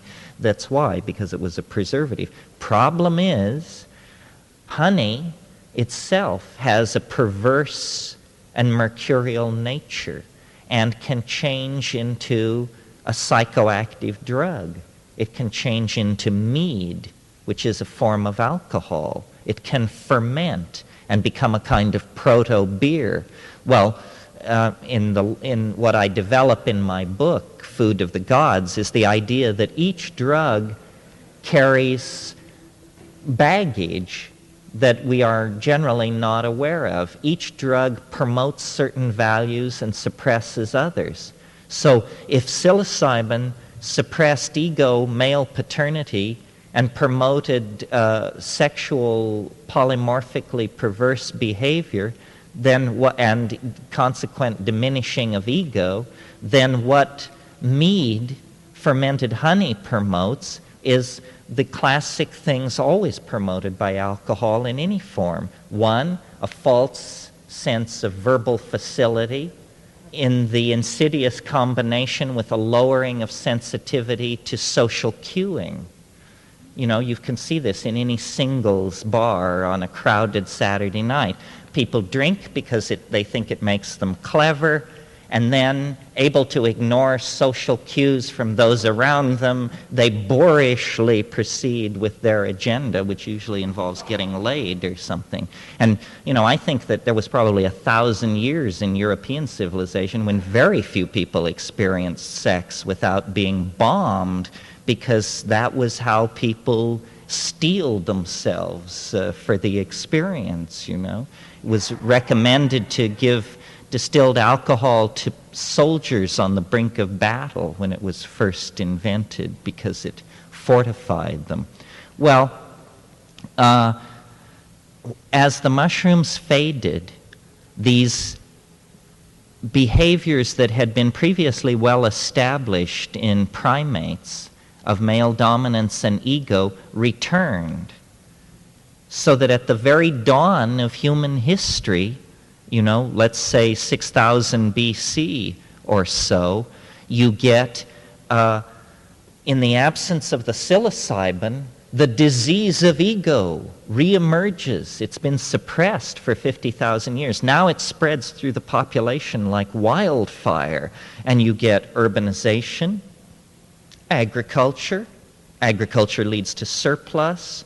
Surplus means an end to nomadic existence. You become sedentary. You build grain towers. You fill these towers with grain, then you have to defend them against the hungry people from the other tribe. So you get classes. Somebody has to coordinate the defense of this grain tower. Suddenly you have generals, hierarchy, male dominance, warfare, classism, sexism, you name it, and the phonetic alphabet and all the rest of it is not far behind. It's the fall into history. And we are the unhappy inheritors of this situation. And one of the things that is so unique about us is our fascination with drugs. That that elephants will break into compounds to get at rotting papayas, and butterflies go for sugared rum and this and that. But human beings are incredible. And human beings addict to approximately 20 or 30 substances, very tight physiological addictions. And then there's all our ideological addictions, to Marxism, to capitalism, to the Republican Party, you name it. And then we have behavioral addictions of all sorts. Somebody gets up in the morning and throws open their front door, and if the Times isn't lying rolled at their feet with a red rubber band around it, they go into shock because an addiction is being interrupted. The fix, which was supposed to arrive on time, has been delayed, and now this person stomps back into their house, menace to wife and child, because the newspaper didn't arrive on time. So this curious tendency of our species to addict, I think, is because, if a person is an addictive type, then people say, well, they probably were abused in childhood, and this is the consequence of some kind of childhood trauma. Well, I would submit to you that we exhibit this pathology. We appear to be the inheritors of some kind of dysfunctional relationship. And I maintain that it was torn from us at the birth of mind, when we were forced out of the African Eden and into a much drier, harsher Middle Eastern climate, where we then had to toil in the vale of sorrows. Well, now what is the point of this? Or is this just some revisioning of archaeology, some egghead game, or what is the point? Well, the point is that the consequences of this dysfunctional behavior stemming from ego and the dominance hierarchy in our behavior has ruined our planet, toxified the air and water, allowed our population to soar beyond the carrying capacity, poisoned our lives with propaganda, and made us each feel guilty, powerless, and doomed. I mean, this is the major riff being run in the society at large, is that we're doomed. We've looted the planet. We've destroyed our children's future. We have the ethics of rats, and now we're going to go down the tube. Well, I say, before we despair completely and just toss in the towel, we need to make one last try at escaping our demonic other. And that the way to do it is through, and this leads me by a Viconian recurso back to archaic revival. We need to reach back into time and attempt to understand what happened to us and how we fell into history and how its institutions have served us badly and diminished and degraded our humanness. And then we need to begin a fundamental reconstruction of human institutions with an eye toward creating a viable, balanced, nature-honoring, human-honoring set of institutions. So does this mean I advocate in a world of epidemic diseases that we return to orgies on every new and full moon? I don't think so. It's hardly possible. But what it does mean is that the tool which lay behind all these changes, which was the ego-dissolving power of psilocybin, needs to be looked at very carefully. We need to examine the possibility that we could re-engineer ourselves so that we could emotionally connect with the consequences of what we have been doing to ourselves and the planet.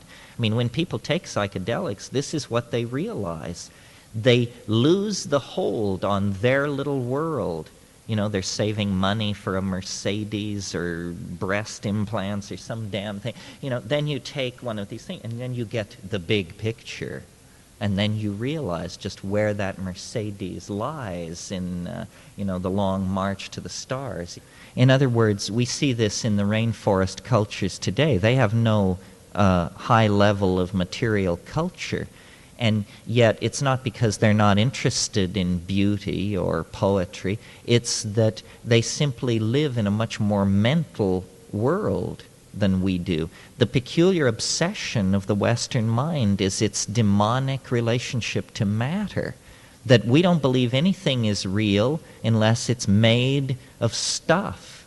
And, any idea, any notion has to somehow be concretized. This is a kind of neurotic response, in my opinion. I mean, the cultures with those civilizations with no material culture whatsoever are in a much more dynamic relationship to nature. It's our obsession with stuff that is pushing us toward Armageddon. I mean, we seriously propose to bring every man, woman, and child on Earth to the level of the life standard roughly approximating that of the average dweller of this island. Well, I've got news for you. There isn't enough metal, glass, plastic, and petroleum in the planet to do that. And in fact, it's causing the toxification of our world. Unfortunately, we live under a social system that is stuff obsessed. We must have money in order to get things, and the number of things around that they're telling you you need is beyond your ever being able to satisfy yourself. We have been told that what is within is nothing, and that all meaning lies in the exterior world. So only science has meaning, only property has meaning, and in fact, the felt presence of immediate experience is the only thing you will ever truly possess. The felt presence of immediate experience. It's the quality of that determines whether you're a happy or unhappy person. And you can be dying of intestinal parasites in some hut in the Amazon, and if your felt quality of immediate experience is superior, then you're superior to the guy who's being chauffeured around in an air-conditioned limousine in some urban center somewhere. Our whole cultural delivery system denies this, So we have the concept of entertainment and of drugs. I mean, to my mind, television is a far more insidious drug than heroin, and that they're very comparable. They're cousins. The difference between heroin and television is that at least on heroin you can think your own thoughts. On television, they don't even give you the option to do that. You imbibe a manufactured data stream, the main purpose of which is to introduce you to the cosmetically enhanced surfaces of certain products which you don't need. The average American watches 6 hours of TV a day. This means that millions and millions of people are being maintained in a semi-larval stage. I mean, we might as well store them in enormous underground banks somewhere, and someday we may. I mean, this society is hard enough to manage. What if all these people unplugged themselves and began running around making demands on the political institutions and the infrastructure? Then we'd really have a problem. So better they should stay in the suburbs. People magazine is delivered, the telly is there. They trouble no one, but they do consume. There is no mundane future. I mean, if we had the chairman of the World Bank and those people here, they draw curves that will stand your hair on end. They show you that the world population, the extraction of petroleum, the rise of poverty, the poisoning of the atmosphere, the accumulation of toxins in the food chain. You draw all these curves and you discover that sometime between the year 2000 and 2040, life as we know it becomes absolutely impossible on the surface of this planet. That's what the sober, unstoned people say. So then the rest of us are supposed to come to terms with this in some sense, and you can either despair and say, well, then we're just, the momentum of 1,000 years of chuckle-headedness is just going to slam us into the wall of planetary limitation at a speed of about 5,000 miles an hour, or we have to sort through our toolkit and find the right wrench to get this sinking submarine back up to the surface.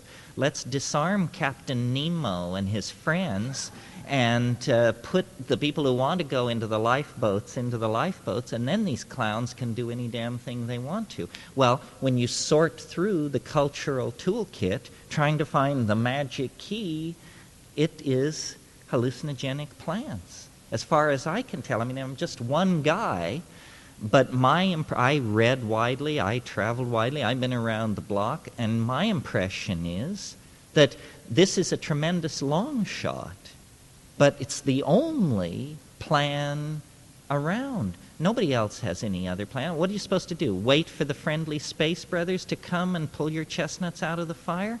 I just don't get, I'm underwhelmed by the evidence that that's about to occur. Maybe it's about to occur. I don't regard myself as having an answer. I more like have a clue. I sorted through, just as I assume you are doing, trying to figure out, taking seriously what Alan Watts and Joe Campbell and all those people, Jung, trying to figure out, what are these people talking about? Is it just abstract? Can it ever be reached? And I sat at the feet of various rishis, roshis, geishas, and gurus. I swept up around the ashram and so forth and so on. And, these people just don't have the moxie. I mean, maybe they've got something, but we don't have 1,000 years to unravel this thing. It is a sinking submarine. Chatter is now out of bounds. Plato said, time is the moving image of eternity. And my model for these psychedelics is, if you push me, ultimately mathematical. I mean, I think that when we say we dissolve a boundary, when we say that the psilocybin dissolves all boundaries, another way of putting that is to say that we rise to a higher dimension, where what were boundaries now have been erased. And I mean another dimension in a very mathematical and formal sense. And there is a dimension from which the past, the present, and the future are equally discernible, and you go into that place. Shamanism, a good definition of shamanism, a psychedelic definition, is a shaman is somebody who has seen the end. That's all. And if you've seen the end, then you come back and take your place in the play with an entirely different attitude. In the mountains of the Sierra Mazateca of central Mexico, there are Mixtec and Mazatec Indians, the only place in the world where living mushroom cults with ancient roots still exist.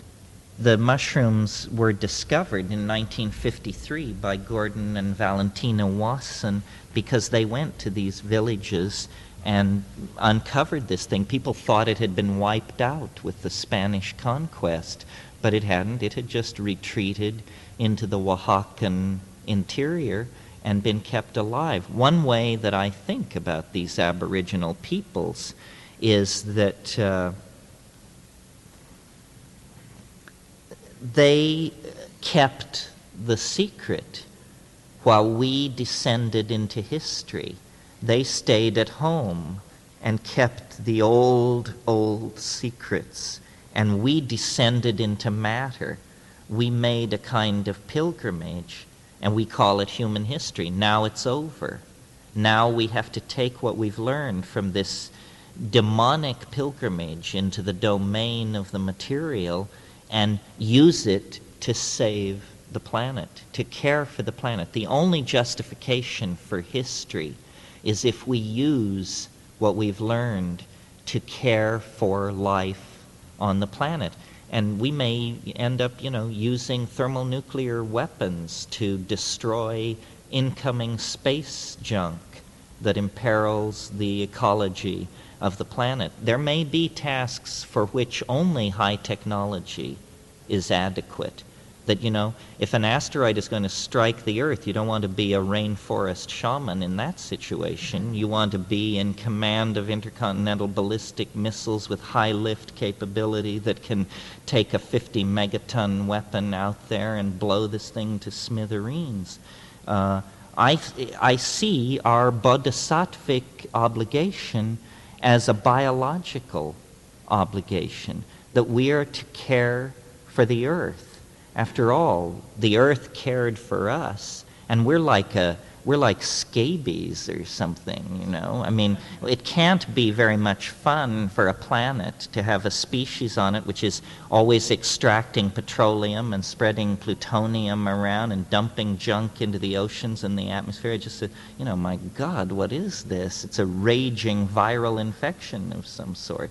And yet, we may be the means to a technology that would actually then give us a destiny, save history from just being madness, century after century of rape and pogrom and just, the horror that it is. I'd like to redeem that. I'm like Stephen Dedalus. I'd like to awaken from the nightmare.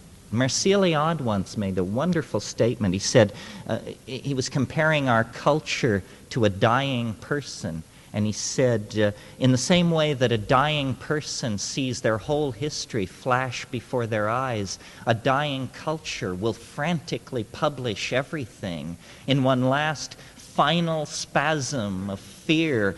Every Egyptian text, every Tibetan text, every Hopi prophecy, everything will be published, because they're looking for answers. Somewhere it has to be. Did the Tibetans know it? Did the Witoto know it? Did the Inuit know it? Who knows it? We've got to find out. And eventually they'll get around to saying, well, now what about these psychedelic people? We've been jailing them and hounding them for years. They claim they have an answer. And they'll say, get them. Get them on the line. We'll talk to anybody at this point. Bad times lie ahead. Things are going to get worse before they get better, but they're going to get better. The problem, as I see it, with the West is in a search for philosophical economy, of which there's nothing wrong with philosophical economy, but in a frantic search for philosophical economy, we did great damage to our intuition. And what this gave us is monotheism. Monotheism is a very good idea on the first pass and not such a good idea on the second pass, because if you take a page from Jung, as I try to do, you know that the religious ontology of a culture reflects its innermost psychology. And the idea of monotheism, one God, omnipresent, omnipotent, unforgiving, and everywhere, is an image of the male ego. That's all it is. It's an enshrining of the ideal personality as defined by that society. And yet what it creates is complete denial of the messy, felt, pluralistic, feminine, organic, emotional side of being. So one has become enslaved to a kind of Platonic abstraction of which all life and color and feeling has been poured out of it. And you just have, the patriarchal ego. And this is not very far behind us. I mean, some of us were probably raised by people like this. The idea of male rectitude. We're all pretty mellow, even the most uptight of us, compared to the style of male presentation of, say, 100 years ago. 100 years ago, women referred to their husbands as Mr. Get into it. In the 16th century, medical students had to steal corpses off the gallows and from battlefields in order to do dissections, because the church would not allow dissection of corpses to take place. So medical students of that era risked imprisonment in order to obtain corpses so that they could find out how the human body worked. This is the kind of situation that we're in. Constipated patriarchal institutions are standing directly astride the forward progress of the human race. I mean, if you want to boil it down to a slogan, and I'll just leave you with this, we call these substances consciousness-expanding agents. Well, now, if consciousness does not play a major part in the future history of our species, then what kind of a future history are we talking about? Are we going to become stupider, duller, more animal-like? I don't think so. Consciousness is our defining quality, and it must be nourished, encouraged, catalyzed, never more so than now, because we have a planet in peril. The entire evolutionary enterprise may rest on the kinds of decisions we make about how we order and carry out our priorities over the next 50 years. We need all the help we can get, and these plants have always been there to render counsel and give advice to evolving human populations that would humbly and reverently seek their input. That's all. Thank you very much.